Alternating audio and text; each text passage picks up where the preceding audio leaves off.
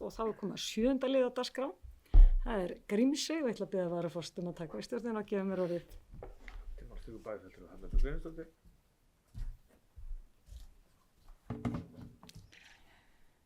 Já, talandi hagsmuni og hagsmunagæslu.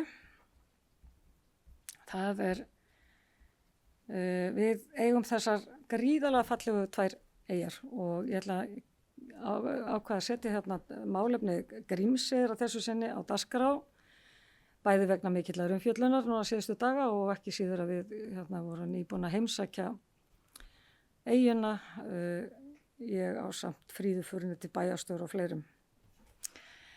En forseti að ágætu bæjarfulltrúa, það fer ekki fram hjá neinum sem heimsækir Grímsey að þar býr fólk sem hefur gegnum tíðina sýnt einstaka styrk, þrautseigju og samheldni. Þetta er samfélag sem hefur staðið af sér áföll sem mörg hver okkar myndi talja óyfirstiganleg en aldrei gefist upp.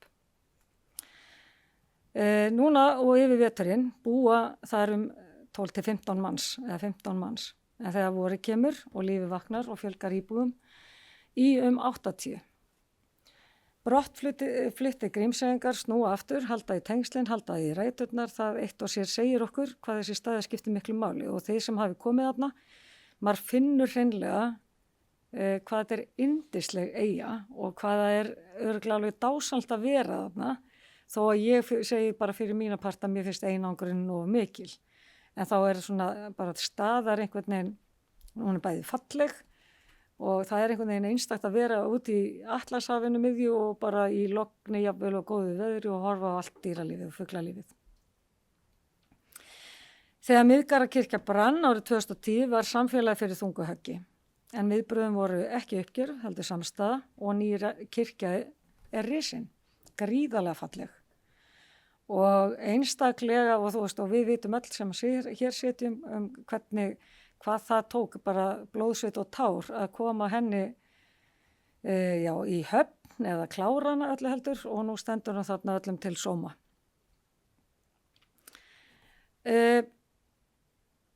Samgöngu til og frá eyjunni eru lífæð hennar.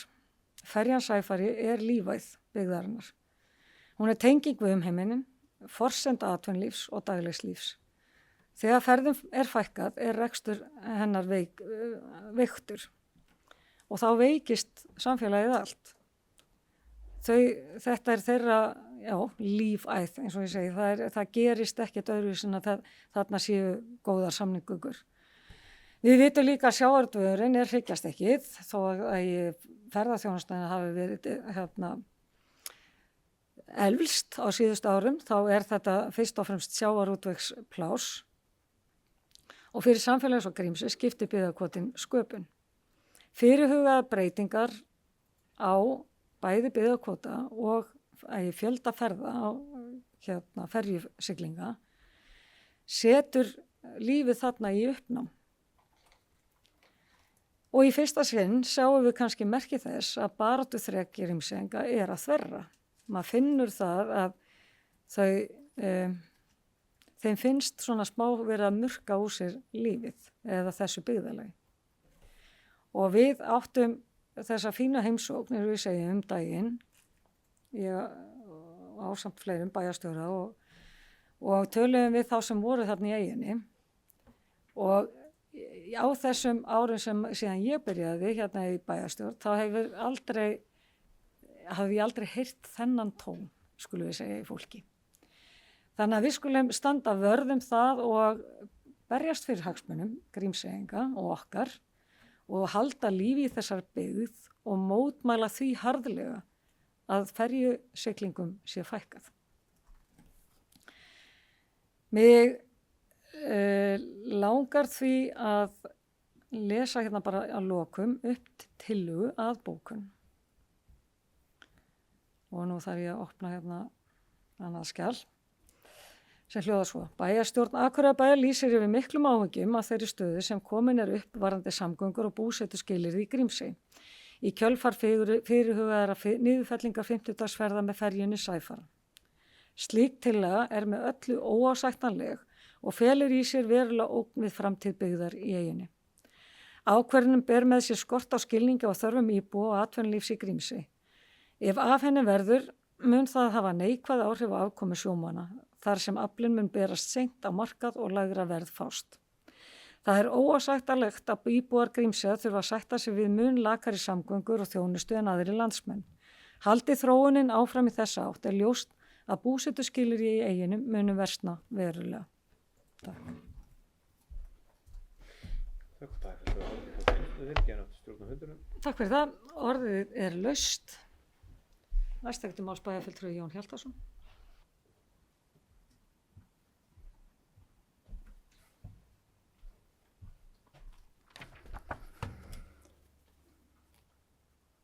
Forseti, það er bæjarfulltrúar. Ég fagna mjög þessari tillögu og að við skulum alltaf standa með Grímseyingum. Þar hef ég dvalið vetrapart og tek undir með forsetavorum að þar getur verið dásamlegt að vera í stjörnu birtunni og kyrrðinni sem er ómetanleg. Ég vil líka vekja athygli á því að Grímsey, hún gerir okkar bæ einstakan meðal bæja, held ég bara í allri veröldinni. Allavega hef ég ekki fundið þess önnur dæmi að það séu fastar áætlunarferðir flugvéla í sama bænum eða borginni.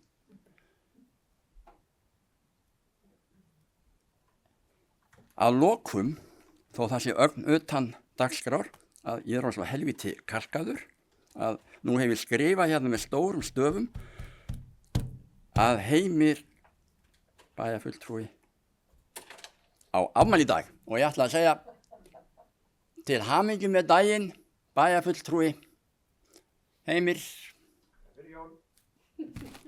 Takk fyrir mig. Bæjarfulltrúi Jón Hjaltason lokið máli sinu, orðið er laust. Næst máls bæjarfulltrúi Sunnalín Jóhannesdóttir.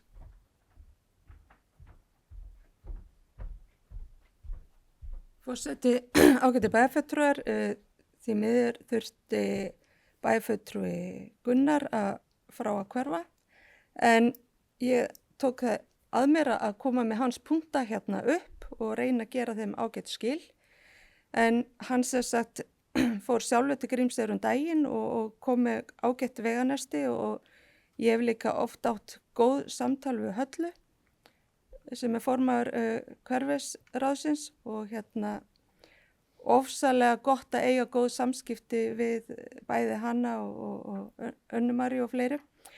En hérna skilaboðin voru að við verðum að styrkja hverfisráðið og tengja það betur við stjórnkerfi okkar. Íbúar virðast hafa misst trúna á þessi skilvirkur vettvangur og það er ekki nógu gott, en það sáum við að þau hefði ekki fundað mjög lengi.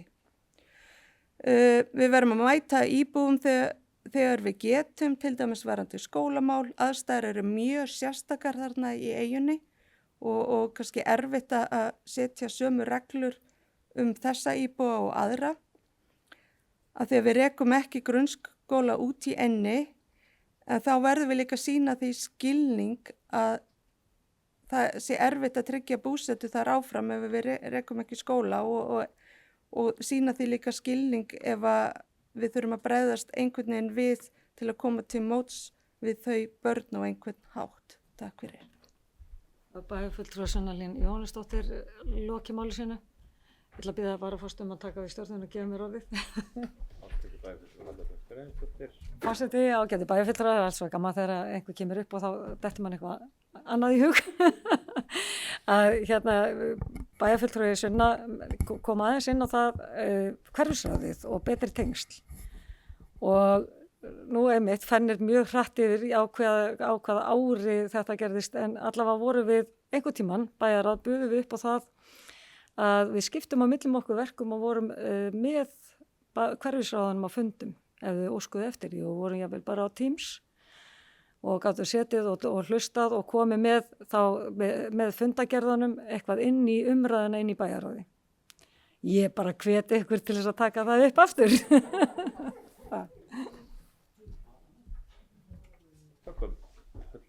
Kjærlega fyrir. Gerandi stjórn á fundinum. Orðið laust. Það sem fleiri hafa ekki passíljós þess að geta samþykkt bókuna sem ég fór með áðan. Það eru öll. Takk fyrir það.